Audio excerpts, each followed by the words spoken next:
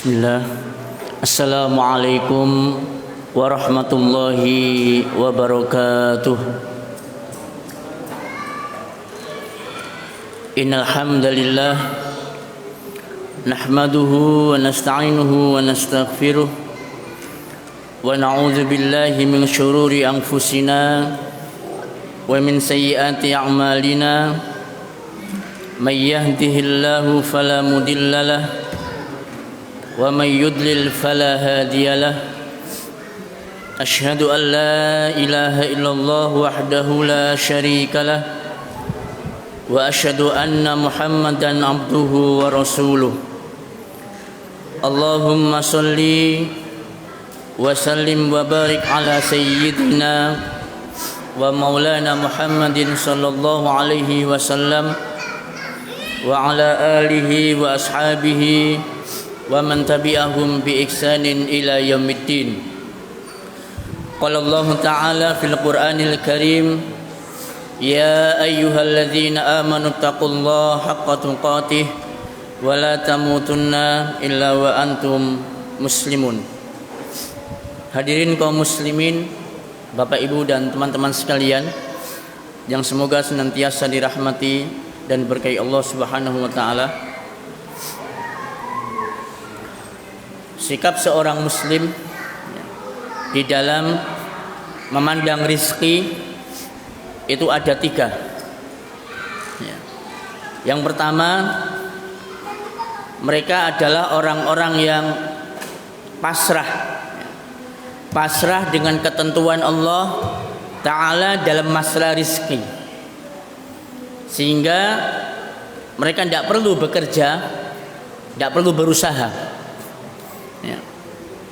Lapo ngoyong-ngoyong golek donya, ya. Wong rezeki wis ditulis sampai sing kuwasa. Ya. Begitu kata atau komentar orang-orang yang pasrah dengan ketentuan Allah Ta'ala dalam masalah rizki. Maka orang yang seperti ini akan melahirkan orang-orang yang memiliki jiwa pemalas, tidak mau bekerja, tidak mau berusaha, cuma pasrah. Toh juga nanti rezeki itu akan datang sama kita, ya. Dia berharap nanti ada temennya yang datang ke rumah, ini akhi uang, ini akhi makanan, ya. Karena dia beranggapan rezeki sudah ditentukan, tidak perlu berusaha, tidak perlu bekerja. Makanya Nabi SAW bersabda, al-mu'minul qawiyyu khairun wa ahabbu ilallah minal mu'minid dhaif. Seorang mukmin yang kuat itu lebih baik dan lebih dicintai oleh Allah Ta'ala dibandingkan dengan seorang mukmin yang lemah. Ihris ala ma yanfa'uka. Coba ini kita perhatikan. Bersemangatlah, bersungguh-sungguhlah di dalam mencari apa-apa yang bermanfaat untukmu, ya. Ini Nabi perintahkan sama kita, disuruh sungguh-sungguh semangat cari apa yang bermanfaat untuk kita, mau ilmu, mau rizki, ya, mau apapun yang bermanfaat sama kita. Wasta'in billah, kemudian mintalah pertolongan kepada Allah Ta'ala, wala ta'jiz, dan jangan kamu merasa lemah. Ini perintahnya sudah jelas. Kita disuruh bekerja, disuruh berusaha. Kemudian pada suatu ketika Umar bin Khattab radhiyallahu anhu menjumpai ada seorang laki-laki yang sudah balik, yang sudah dewasa, ya. Wis seruh cewek ayu, ya. Duduk aja di masjid. Habis subuh sampai ditunggu sampai matahari terbit. Duduk saja di masjid wiritan, sholat sunnah, sholat apa? Baca Quran, ya. Maka kemudian Umar bin Khattab radhiyallahu anhu marah, ya. Diceblek orang ini, ya, pundaknya.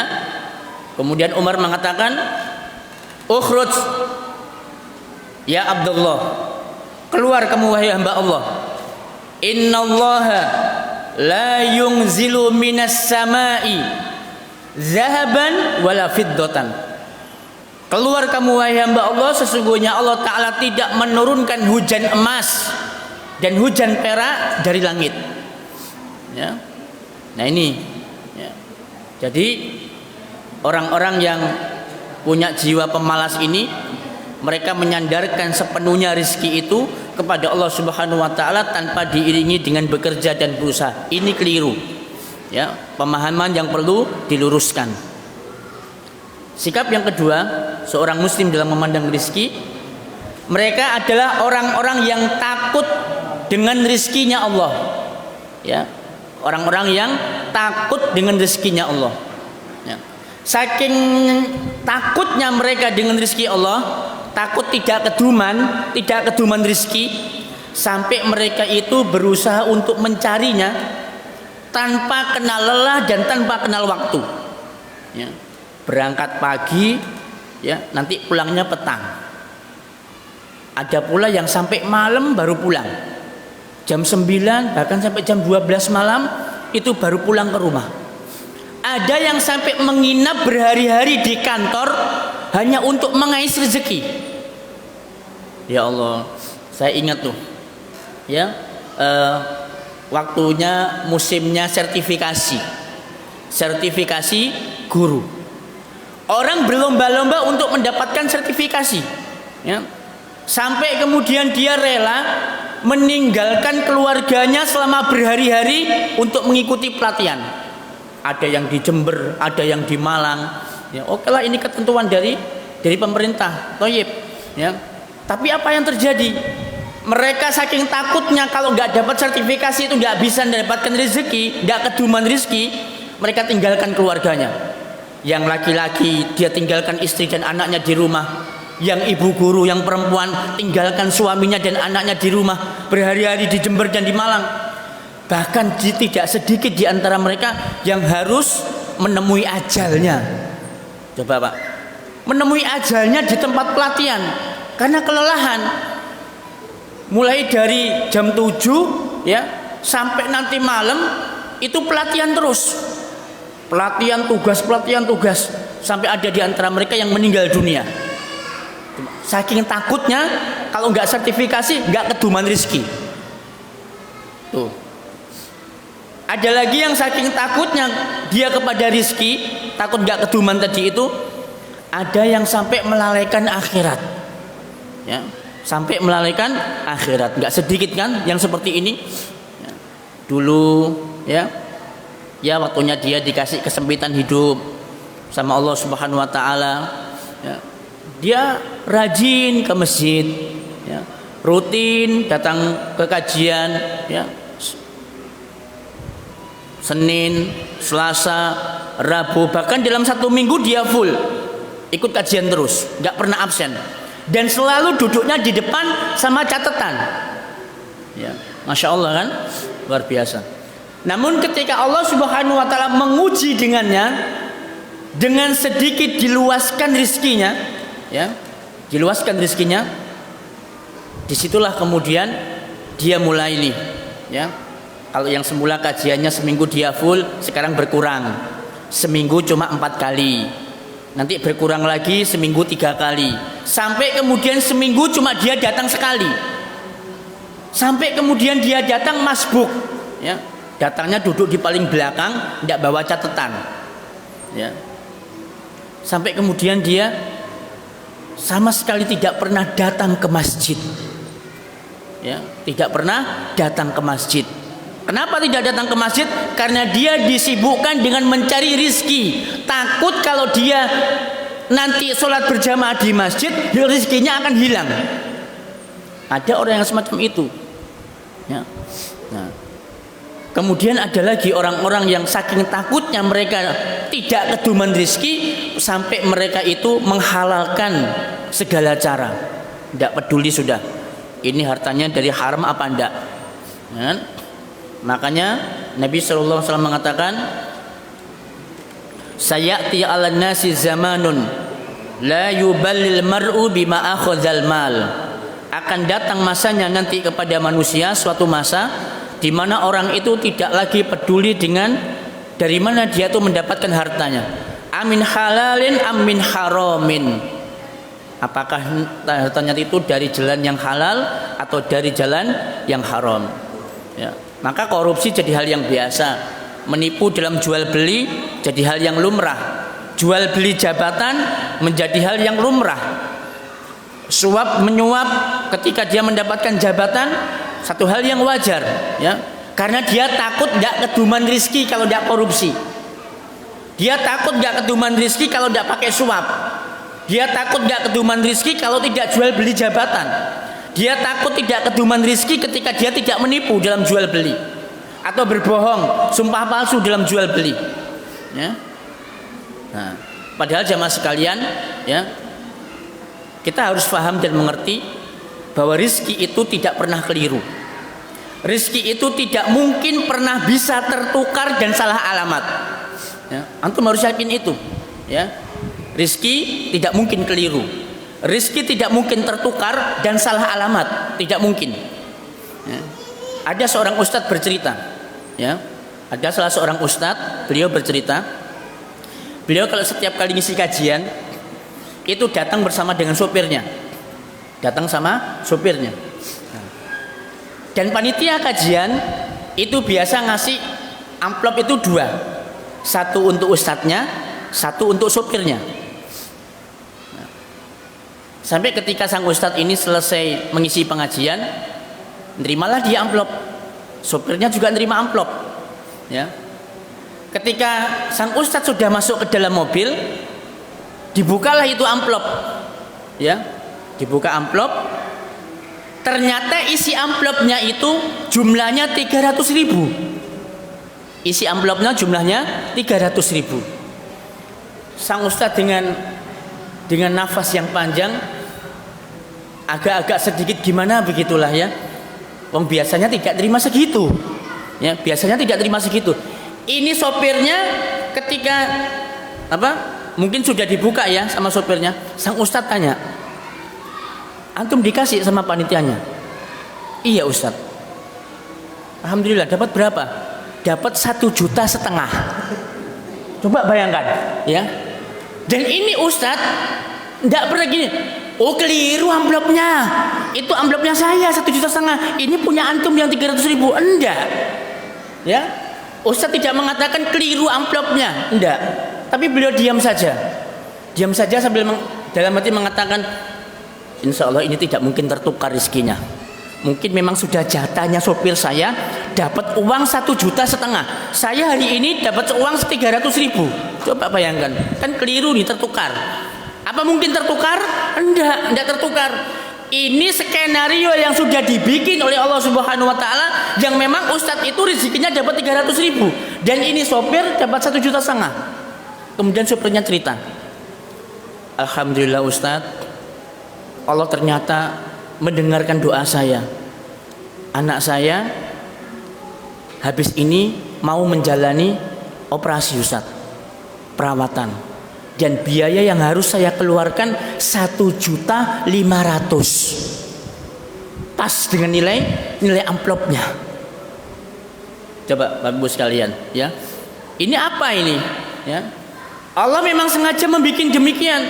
Sang sopir dia punya anak, menjalani perawatan operasi, menghabiskan dana 1,5 juta, dan kemudian dia mendapatkan rezeki dari Allah nilainya pas 1,5 juta. Padahal harusnya itu amplop punyanya ustadz, dan yang didapatkan oleh ustadz miliknya sopir, tapi sama Allah diganti, dirubah. Yang ustadz dapat miliknya sopir, yang sopir dapat miliknya ustadz. Nah, ini jemaah sekalian, ya, menunjukkan bahwa tidak mungkin rezeki itu tertukar dan tidak mungkin rezeki itu salah alamat. Jadi jangan pernah kita ini merasa takut dengan rezeki yang datang dari Allah, dengan kita, ya, sampai melalaikan akhirat, tidak kenal lelah dan waktu, sampai tidak lagi memperdulikan halal dan haram. Jangan, ya, itu nanti akan menjadi hisab kita dan azab kita nanti di akhirat. Yang ketiga, ya, ini sikap yang pertengahan, ya, yaitu mereka yang berusaha, ya, dengan sekuat tenaga, berusaha bekerja untuk mendapatkan rezeki, tapi mereka tidak sampai lupa dengan waktu. mereka tidak sampai melalaikan akhirat, dan mereka pun tidak sampai mencarinya dengan jalan yang haram. Dan di situ mereka masih ingat ada hak-haknya orang-orang yang du'afa, orang-orang yang membutuhkan dari rezeki yang dia dapatkan dari Allah Subhanahu wa taala. Dan ini mestinya sikap seorang muslim, ya. Yang pertengahan, yang ketiga ini dalam memandang tentang masalah rezeki. Baik. Nah, berikutnya bagaimana caranya agar kita ini bisa mendapatkan rezekinya Allah Subhanahu wa taala? Perlu antum ketahui, ya, bahwa rezekinya Allah Subhanahu wa taala itu datang karena beberapa sebab. Sebab yang pertama, rezeki itu datang sesuai dengan ketetapan Allah. Ya, mau kita bekerja, mau kita tidak bekerja, ya, mau kita sampai tidak kenal waktu, rezekinya ya sudah segitu-gitu aja. Ya kan? Contoh misalkan, ya, kita bekerja, jatah rezekinya cuma 5 juta. Ya. Kita tidak bekerja, jatah rezekinya 5 juta. Misalkan begitu, ya. Maka ini sudah menjadi ketetapan Allah Subhanahu wa taala, dan ketetapan Allah ini tidak ada seorang pun yang tahu. Ya. Saya tidak pernah tahu berapa sih jatah rezeki ana setiap bulan. Saya tidak tahu. Termasuk juga antum tidak akan pernah tahu berapa jatah rezeki yang akan antum dapatkan dalam 1 bulan. Ya. Oh, saya tahu Pak Ustadz, saya tiap bulan itu menerima gaji dari kantor 3 juta. Ya. Yaitu 3 juta, itu gaji yang rutin. Di luar itu apakah kita bisa yakin bisa mendapatkan lebih dari itu, atau bisa jadi kurang dari itu? Ya, sesuai dengan ketetapan Allah Subhanahu wa taala. Yang kedua, ada yang rezeki itu didapatkan dari jalan yang tidak disangka-sangka. Nah, ini yang tidak mungkin bisa didapatkan kecuali oleh orang-orang yang mendapatkan kunci-kuncinya rezeki. Ya. Nah, jadi kunci-kuncinya rezeki ini yang akan kita gapai, yang akan kita raih dengan jalan rizki yang datangnya tidak disangka-sangka, ya, kayak tadi itu, ya. Nah, apa saja kunci-kunci rizki yang akan kita dapatkan, yang akan kita raih untuk mendapatkan rizki? Yang pertama, kata Syekh Dr. Fadl Ilahi dalam kitab beliau Mafatihur Rizki fi Dhawil Kitabi was Sunnah, kunci-kunci rizki berdasarkan Al-Quran dan Sunnah. Yang pertama adalah al-istighfar wat taubah, ya, yaitu beristighfar dan bertaubat kepada Allah Ta'ala. Ini kunci rizki yang pertama. Nah, jamaah sekalian, kita sebagai seorang muslim mengakui bahwa tidak ada seorang manusia pun di dunia ini yang tidak punya dosa. Ya. Kita meyakini bahwa tidak ada manusia yang ada di permukaan bumi ini yang tidak punya kesalahan. Okay. Nabi SAW bersabda, kullu bani Adam khatta'un. Setiap anak Adam itu mereka adalah berpeluang untuk melakukan kesalahan. Wa khairul khatta'ina at-tawwabun. Dan sebaik-baik orang yang melakukan kesalahan dengan sering itu adalah orang-orang yang bertaubat. Taib. Kecuali para nabi dan rasul, ya. Mereka adalah para pribadi-pribadi yang maksum, yang terjaga dari dosa dan kesalahan. Siapapun orangnya, yo ndak ustadz, ndak kiai, ndak habib, apalagi ndak wali Allah, mereka semuanya punya dosa, punya kesalahan, ya, sama dengan antum yang bukan ustadz juga sama, ya.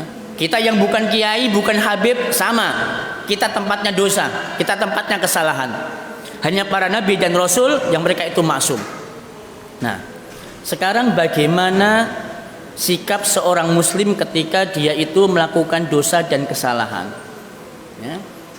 Yang pertama, mereka itu ada yang cuek dengan dosanya, cuek dengan kemaksiatannya, bahkan mereka itu meremehkan. Ya, alah, wong cuma begini aja, toh nanti juga bisa ditaubati. Alah, wong cuma begini saja, tidak apa-apa, ini dosa kecil. Ya, insya Allah nanti bisa istighfar. Ya. Ini orang-orang yang bersikap meremehkan, ya, bahkan menganggap enteng tentang dosa dan kemaksiatan.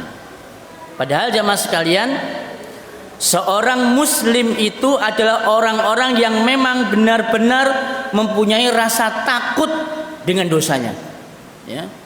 Nabi Shallallahu Alaihi Wasallam bersabda, Innal mu'mina yara dzunubahu ka'annahu qa'idun tahtal jabal. Seorang mukmin itu, sesungguhnya seorang mukmin itu ketika dia melihat dosa-dosanya seperti seakan-akan dia itu duduk di bawah gunung. Ya. Seorang muslim ketika dia melihat dosanya seakan-akan dia itu duduk di bawah gunung. Ya khafu ayyaqa alaihi, dia khawatir kalau gunung itu nanti akan menimpa dirinya. Ya, ini seorang mukmin. Ya. Jadi seorang mukmin ketika dia itu melihat dosa-dosanya, dosa-dosa itu ibarat sebuah gunung, di mana gunung itu nanti sewaktu-waktu akan menimpa dirinya dan dia pun akan binasa.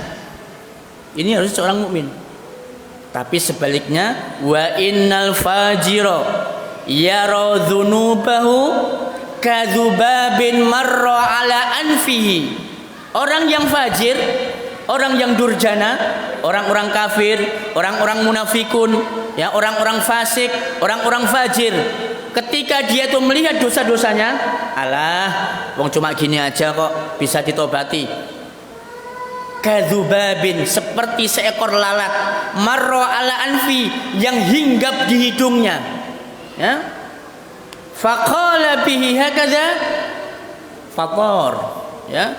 Kemudian dia mengatakan lalat itu akan digibaskan dengan tangannya, kemudian lalat itu akan pergi. Ya. Ini orang-orang kafir, orang-orang fasik, orang-orang munafik ketika dia melihat dosanya seperti lalat yang hinggap di hidungnya kemudian digibaskan begini.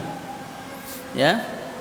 Nah, inilah yang kemudian jamaah sekalian banyak yang menghalangi seseorang. Kenapa mereka itu tidak mau segera bertobat dan tidak mau beristighfar? Karena mereka menganggap kecil atau menganggap remeh dosa-dosa mereka. Padahal Nabi Shallallahu Alaihi Wasallam bersabda, la kabirota ma'al istighfar, la kabirota ma'al istighfar, wala saghirota ma'al israr. Ya. Tidak dikatakan sebuah dosa itu menjadi dosa besar apabila diiringi dengan istighfar. Wala saghirota ma'al israr, dan tidak juga dikatakan sebuah dosa itu dikatakan sebagai dosa kecil ketika dia lakukan dengan cara terus-menerus. Ya. Dia lakukan dengan cara terus-menerus. Allah tidak apa-apa, bisa ditobati, bisa diistighfari dan sebagainya. Maka yang seperti ini sangat berbahaya bagi dirinya. Baik. Nah, istighfar, ya, itu artinya adalah memohon ampun, ya, atas dosa-dosa kita. Dan lafaz istighfar ini banyak berbagai macam redaksi. Ada yang cuma singkat pendek, astagfirullah. Ada yang agak panjang sedikit, astagfirullahaladzim. Ada yang panjang banget, astagfirullahaladzim alladzi la ilaha illa huwal hayyul qayyum wa atubu ilaih. Ya, ini panjang istighfarnya. Kemudian taubat. Nah, ini apa bedanya sih antara istighfar dengan taubat? Ini kayaknya hampir sama, ya, hampir mirip, tetapi beda. Ya, antara istighfar dengan taubat itu berbeda. Apa bedanya? Nah, kata para ulama, ya, ketika istighfar itu disebutkan di dalam Al-Quran dan Sunnah secara sendirian, ya, dia sendirian saja, maka berarti maknanya bertaubat. Saya ulangi ya, istighfar kalau dia disebutkan sendirian, baik di dalam Al-Quran maupun di dalam Sunnah, itu artinya sama dengan taubat. Tetapi jika istighfar dan taubat disebutkan secara bersamaan, baik di Al-Quran maupun di dalam As-Sunnah, maka disinilah letak perbedaannya, ya. Jadi kalau istighfar sama taubat disebutkan secara bersamaan dalam Al-Quran dan Sunnah, maka ini bedanya. Kalau istighfar itu adalah meminta ampun kepada Allah Ta'ala agar diampuni, dipelihara, dijaga dari dosa-dosa yang pernah dilakukannya. Ya, saya ulangi ya. Jadi kalau istighfar itu artinya kita meminta ampun kepada Allah Ta'ala agar dijaga, dipelihara, ya, diampuni dari dosa-dosa yang sudah dilakukan. Tapi kalau taubat adalah meminta ampun, ya, kemudian dia kembali kepada Allah Subhanahu wa Ta'ala agar dijauhkan dari kesalahan dan dosa-dosa yang akan datang. Ya, nah ini bedanya antara istighfar dan taubat ketika disebutkan bersamaan. Jadi kalau taubat itu kita meminta ampun agar dijauhkan dari dosa dan kemaksiatan untuk masa yang akan datang. Nah, ini perkataan Al-Imam Ibnu Qayyim Al-Jauzi dalam kitab beliau Madarijus Salikin. Nah, dan juga para ulama yang lainnya pun juga sama, ya. Ketika istighfar dan taubat ini disebutkan secara bersamaan dalam Al-Quran dan Sunnah, itu memiliki perbedaan. Baik. Nah, sekarang fadilah istighfar atau taubat, ya. Fadilah istighfar dan taubat antum bisa lihat dalam surat Nuh alaihissalam. Ya. Di mana di situ Allah Subhanahu wa Ta'ala berfirman, "Faqultu astaghfiru rabbakum innahu kana ghaffara." Aku berkata, yaitu Nabi Nuh alaihissalam, istaghfiru rabbakum, ya, memintalah ampun kalian kepada Allah Subhanahu wa Ta'ala, innahu kana ghaffara, sesungguhnya dia maha pengampun. Yursilis samaa alaikum midrara. Ya, jadi fadilah yang pertama, orang yang banyak beristighfar, Allah akan turunkan kepada mereka hujan yang sangat lebat, ya. Makanya kalau di musim-musim paceklik, ya, musim-musim kemarau, maka berbanyaklah istighfar, ya. Insya Allah Allah akan turunkan hujan. Wa yumdidkum bi amwalin, kemudian Allah pun akan bentangkan rizkinya untuk kalian.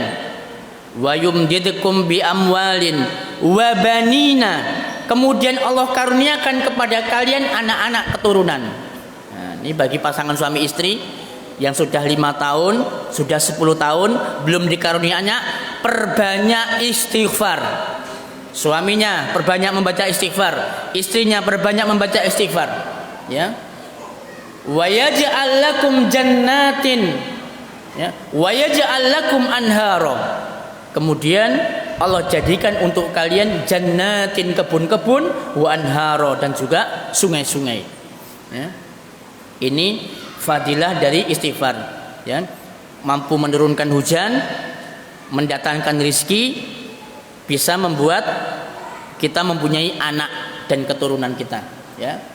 Maka sekarang yang mungkin yang banyak anaknya ini mungkin memperbanyak istighfar nih, ya, di rumahnya nih, anaknya 4, 5, 6, 7, ya. Bahkan sampai ada yang 18 anaknya, ya. Putra Ustadz Abdul Taslim, ya, sampai 18. Masya Allah, ya, luar biasa. Nah, ini jamaah sekalian. Kemudian Nabi SAW dalam hadisnya mengatakan,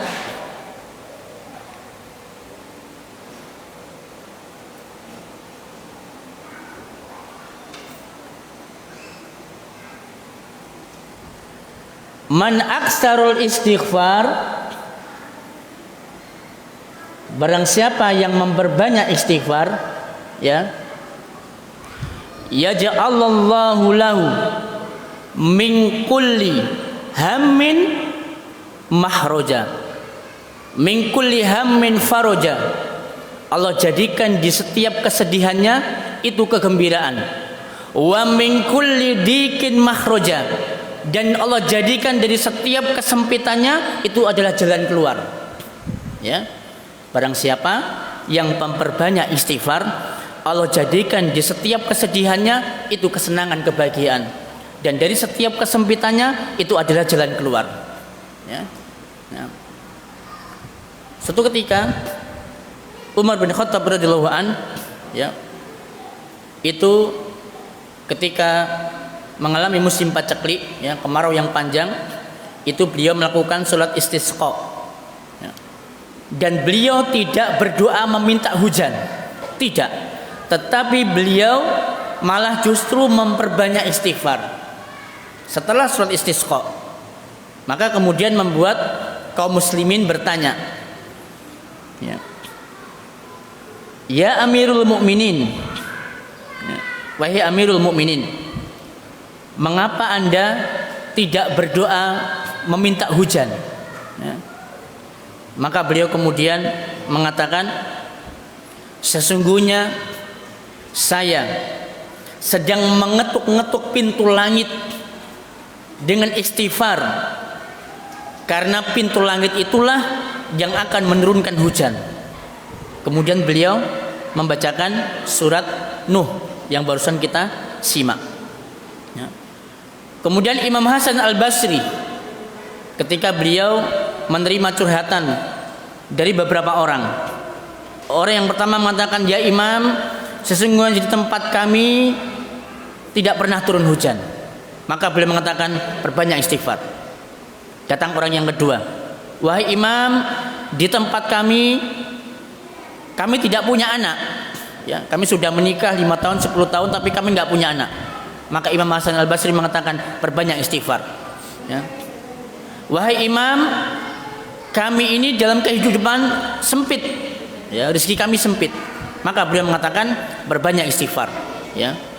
Maka kemudian orang pun bertanya, mengapa ya Imam, setiap kali ada orang curhat, ya, paceklik, suruh banyak istighfar. Orang pingin punya anak, suruh berbanyak istighfar. Orang pingin punya rizki, dikeluarkan dari kesempitan hidup, suruh berbanyak istighfar.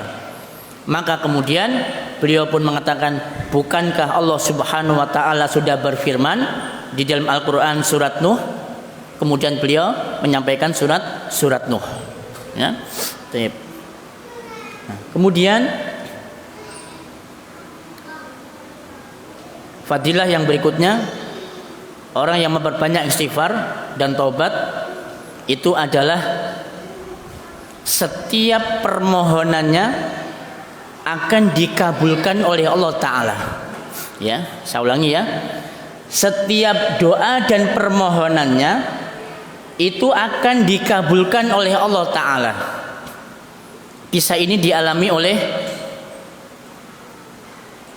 Imam Ahmad bin Hanbal ketika beliau pada suatu ketika beliau itu tidur-tiduran di masjid, kan? Kemudian ada seorang marbut masjid. Dia tidak tahu kalau yang tidur itu Imam Ahmad bin Hanbal rahimahullah. Kemudian diusir Imam Ahmad, hei, sana pergi, masjid bukan tempatnya untuk tidur, sana kalau mau tidur di hotel. Nah, begitulah dalam bahasa kita. Maka kemudian Imam Ahmad pun dia keluar dari masjid. Kemudian beliau berjumpa dengan tukang roti, ya, berjumpa dengan tukang roti. Kemudian tukang roti mengatakan kepada Imam Ahmad, wahai saudaraku, apakah kamu menginginkan tempat istirahat, tempat untuk tidur? Mari datang ke rumah saya. Ya, maka diajaklah Imam Ahmad ke rumahnya tukang roti. Nah, diamati keseharian tukang roti ini, ya, karena tukang roti biasalah dia membuat adonan. Ya, nah, setiap kali dia membuat adonan, ya, tepung, ya, diuleni, di mixer, di blender, ya, kemudian digini-ginikan. Setiap kali dia bikin kue, adonan roti, dia mengatakan astagfirullahaladzim, astagfirullahaladzim. Mau blender kue, astagfirullahaladzim. Mixer kue, astagfirullahaladzim. Nyetak loyang, astagfirullahaladzim. Ngasih kuas di kuenya, ya, astagfirullahaladzim. Ngoven kue, astagfirullahaladzim. Naruh kue di toples, astagfirullahaladzim, ya. Imam Ahmad kemudian tanya, wahai tukang pembuat roti, adakah di antara permohonanmu kepada Allah Ta'ala yang sampai hari ini belum dikabulkan sama Allah Ta'ala? Nah, maka jawab tukang pembuat roti tadi, tidak pernah ada permohonan saya selama ini yang selalu dikabulkan oleh Allah Ta'ala. Artinya doa tukang roti ini selalu dikabulkan. Cuma satu permintaan saya yang sampai hari ini Allah belum kasih sama saya. Apa itu? Saya minta kepada Allah, ya Allah temukan saya dengan Imam Ahmad bin Hambal. Coba bayangkan, ya, ada satu permohonan dia yang sampai ini belum dikabulkan. Ya Allah pertemukan saya dengan Imam Ahmad bin Hambal. Apa jawab Imam Ahmad bin Hambal? Sayalah Imam Ahmad bin Hambal, ya. Allah ya Karim, ya. Jadi gara-gara itu loh jamaah sekalian, ya, tukang pembuat roti setiap kali dia adonan roti selalu doa dan permohonannya dikabulkan oleh Allah Subhanahu wa Ta'ala. Sampai dia berdoa ingin ketemu sama Imam Ahmad, dikabulkan sama Allah Ta'ala dengan perantara tadi itu, ya, marbot tukang masjid. Naam, tukang pembersih masjid. Nah, hadirin kaum muslimin rahimani wa rahimakumullah.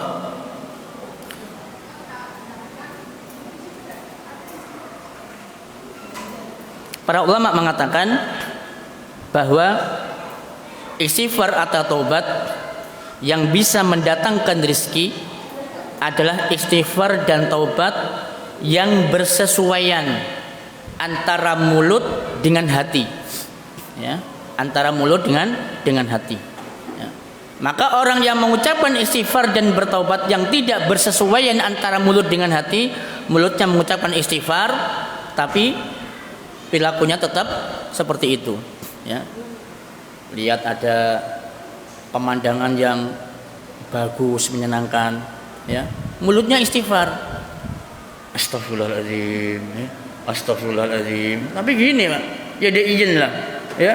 Nah ini istighfar tidak sesuai antara mulut dengan hati. Mulutnya mengucapkan istighfar, dia palingkan wajahnya, tapi sing lirik, ya. Nah ini tidak sesuai antara mulut dengan hati. Maka yang seperti ini, ya, kata para ulama, tidak bisa mendatangkan rizki. Naam. Dan dosa-dosa itu, ya, kata para ulama, syarat diterimanya dosa itu, syarat diterimanya taubat seseorang itu ada 3, ya. Yang pertama, dia menyesal atas dosa-dosa yang dia lakukan, menyesal.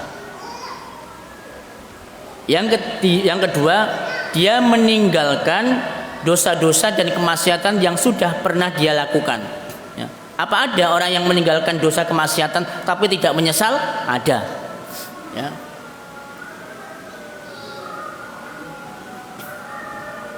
Para PSK, ya, para PSK dia meninggalkan kemaksiatannya memang, tapi dia tidak menyesal. Kenapa? Dia meninggalkan kemaksiatannya karena pandemi. Loh, ya, berarti kan tidak menyesal, ya. Dia tidak merasa menyesal. Dia meninggalkan zinanya karena ada pandemi aja. Coba pandeminya selesai, balik lagi, ya kan?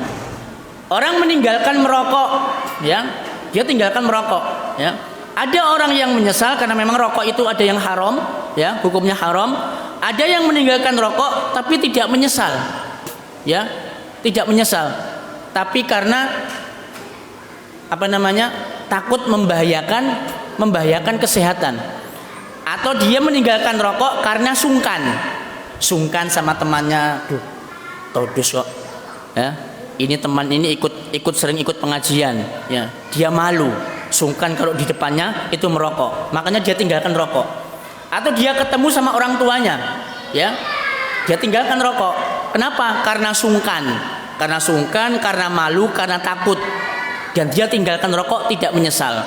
Maka ini tidak dikatakan sebagai taubat. Ya kan? Nah.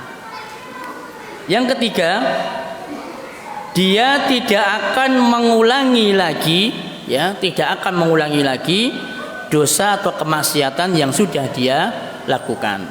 Ya, ya kalau diulangi lagi, ya pada bejo kocoh, ya, sama aja bohong.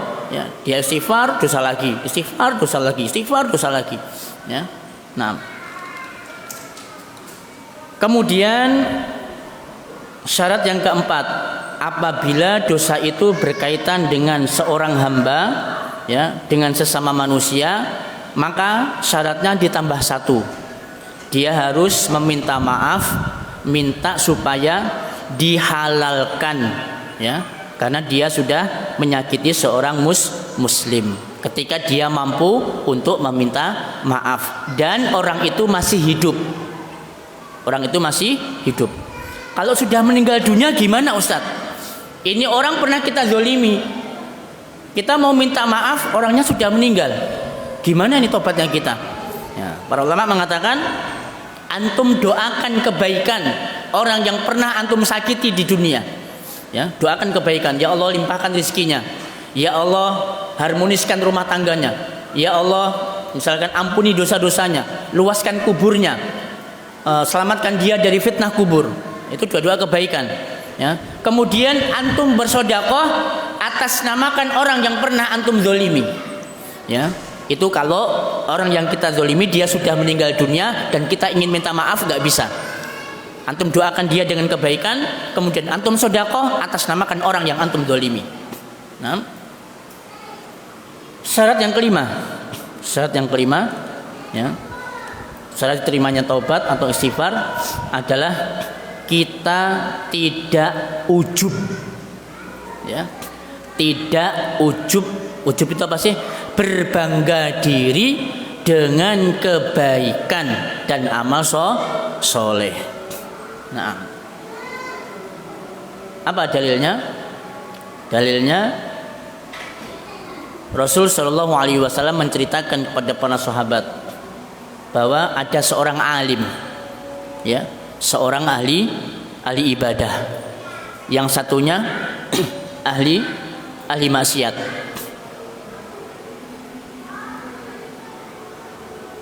Orang ahli ibadah ini dia berpesan kepada ahli maksiat, tolong hentikan kemaksiatanmu karena kamu akan mendapatkan murka Allah Subhanahu wa taala dan azab Allah Subhanahu wa taala.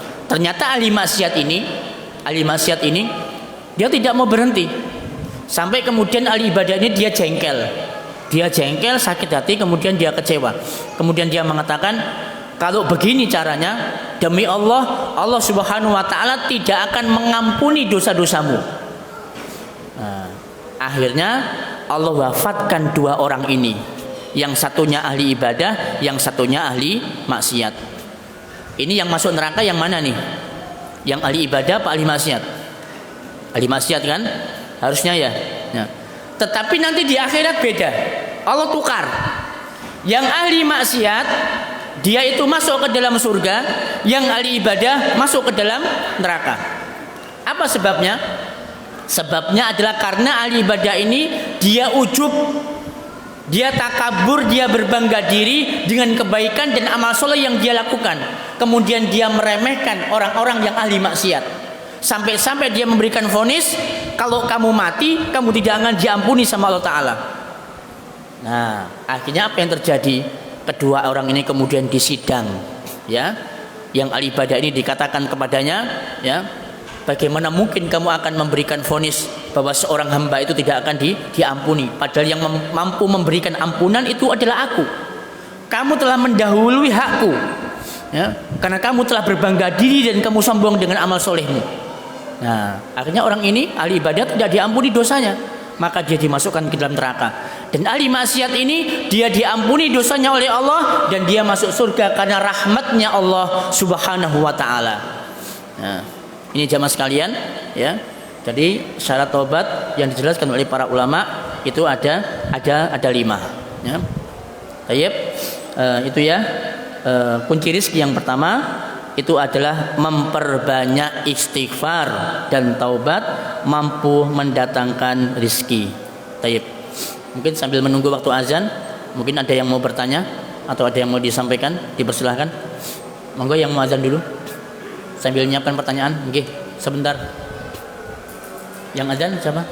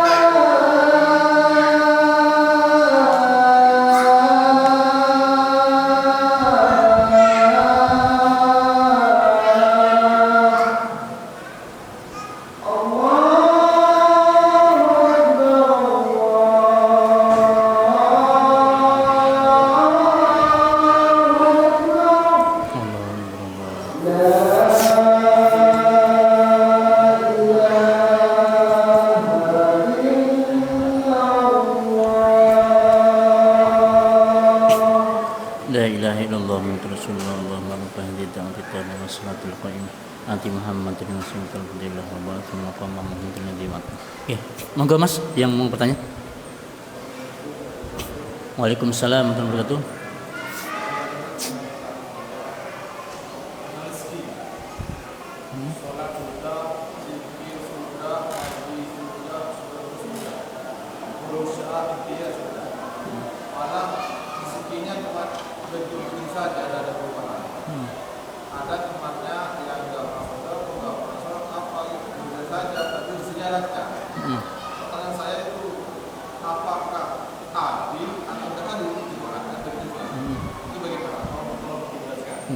Masya Allah.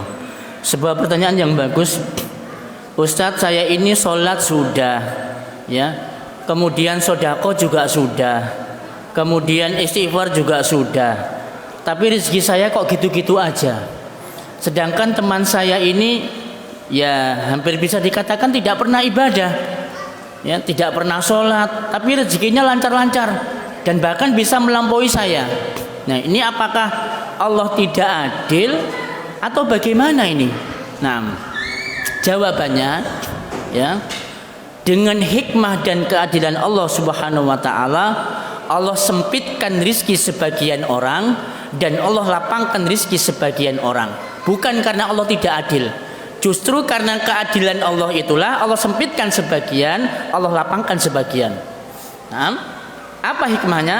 Hikmahnya adalah Allah Subhanahu wa taala berfirman dalam Al-Qur'an, "Lau basatallahu rizqa fil ardi, lau basatallahu rizqa labaghaw fil ardi."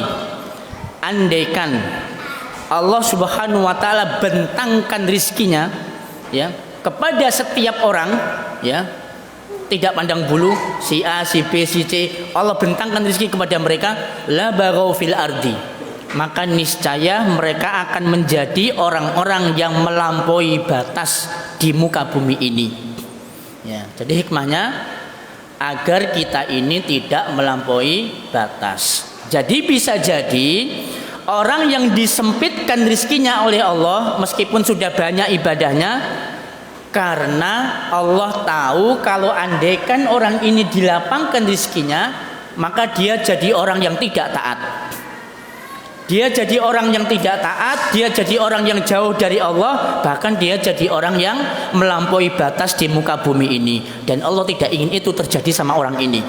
Allah sempitkan rizkinya. Nah, maka antum jangan berkecil hati. Nanti setelah selesai menghadiri kajian kunci-kunci rizki, Ustadz, saya sudah mengamalkan semua, istighfar sudah, bertakwa sudah, haji dan umroh juga sudah, sedekah sudah, tapi rezeki saya tetap aja Ustadz kayak gini aja, itu kan? Nah, maka yakinlah bahwa dengan hikmah dan keadilan Allah, Allah sempitkan rezeki kita karena Allah tidak ingin kita jadi orang yang melampaui batas di muka bumi ini, gitu nggih? Nah, itu hikmahnya. Gitu Mas nggih? Nggih, baik. Kemudian pertanyaan dari ibu-ibu, pada subuh sesudah sholat subuh, kalau ngantuk kan ketiduran, padahal malaikat pagi hari membagikan rezeki. Kalau kita tidur, apakah rezeki kita bisa berkurang, Ustadz? Baik. Al-Imam Al-Ghazali, ya, Al-Imam Al-Ghazali di dalam bukunya Ihya Ulumuddin, beliau mengatakan ada 4 faktor yang menyebabkan orang itu akan kehilangan rezeki. Ya, salah satu di antara 4 itu adalah tidur setelah subuh. Ya, cuma beliau tidak menyampaikan hadisnya, tidak menyampaikan dalilnya. Cuman perkataan beliau ini diaminkan oleh para ulama yang lain. Di antaranya Syekh Dr. Ahmad Farid dalam bukunya Tazkiyatun Nufus, beliau mengutip perkataannya Imam Al-Ghazali tentang 4 hal yang bisa menghalangi rezeki. Di antaranya adalah tidur habis subuh. Ya, nah maka sesuai dengan perkataan Imam Al-Ghazali tadi, maka bisa jadi rezeki seseorang itu akan terhalangi ketika dia tidur setelah subuh. Nah, nggih.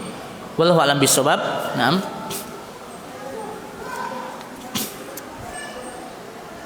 Apakah orang yang sudah melakukan dosa dan maksiat kemudian bertaubat harus melakukan sholat taubat? Iya. Ya. Para ulama mengatakan bahwa dianjurkan tapi tidak diwajibkan. Dianjurkan untuk orang-orang yang bertaubat itu mendahului dengan melakukan sholat taubat. Ya.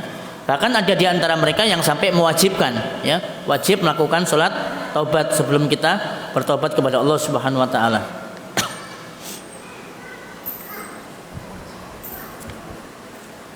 Ustadz tadi mengatakan jika kita beristighfar maka Allah akan mengabulkan.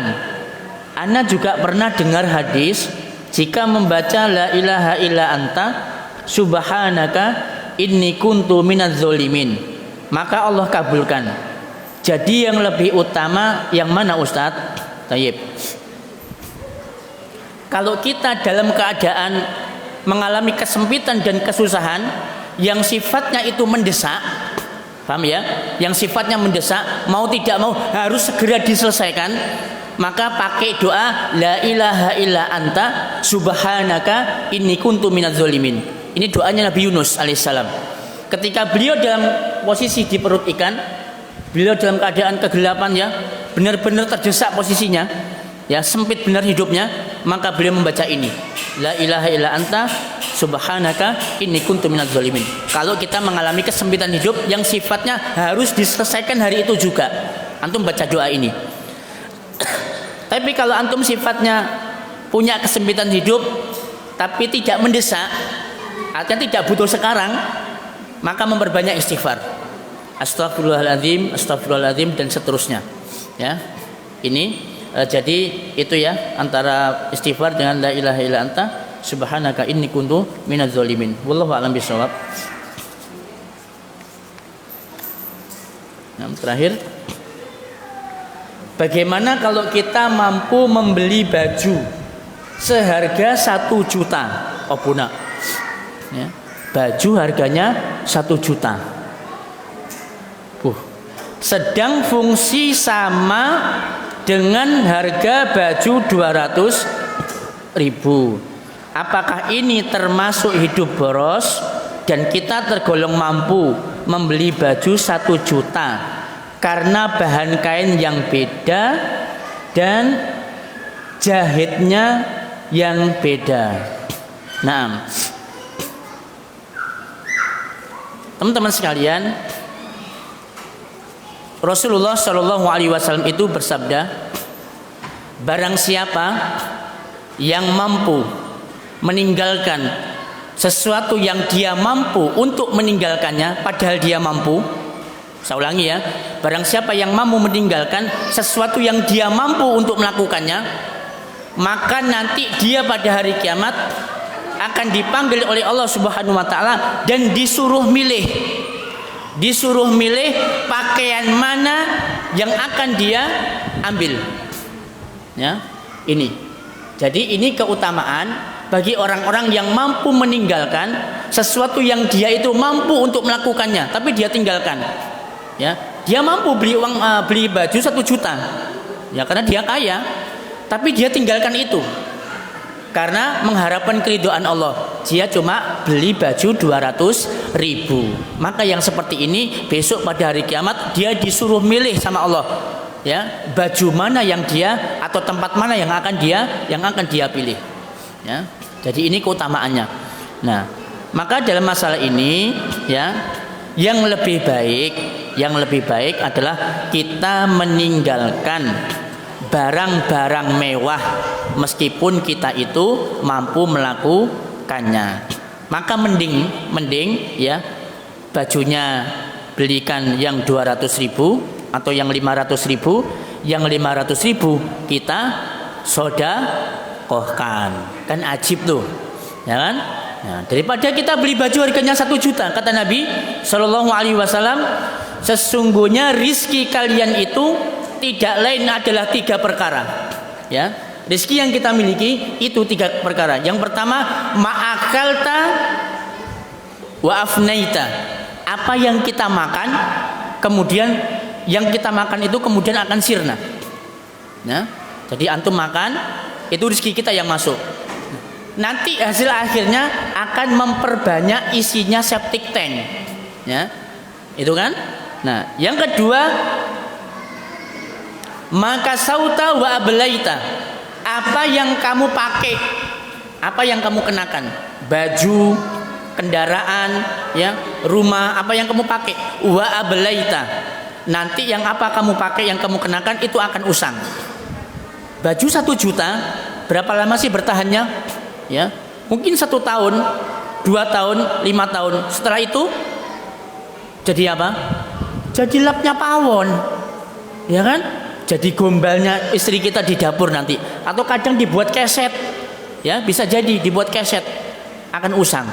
Nah, kemudian yang ketiga adalah apa yang kamu berikan, ya. Artinya apa yang kamu sedekahkan, dan ini adalah harta yang kamu simpan. Ya, jadi begitu nggih ibu-ibu. meskipun jenengan mampu, sebaiknya dihindari saja yang beli baju harganya 1 juta, ya, agar harta kita itu bermanfaat, ya, sampai mengalir, sampai meskipun jasad kita sudah berkalang tanah. Taib, mungkin ini dulu yang bisa kami sampaikan. Insya Allah kita sambung lagi di pertemuan yang akan datang.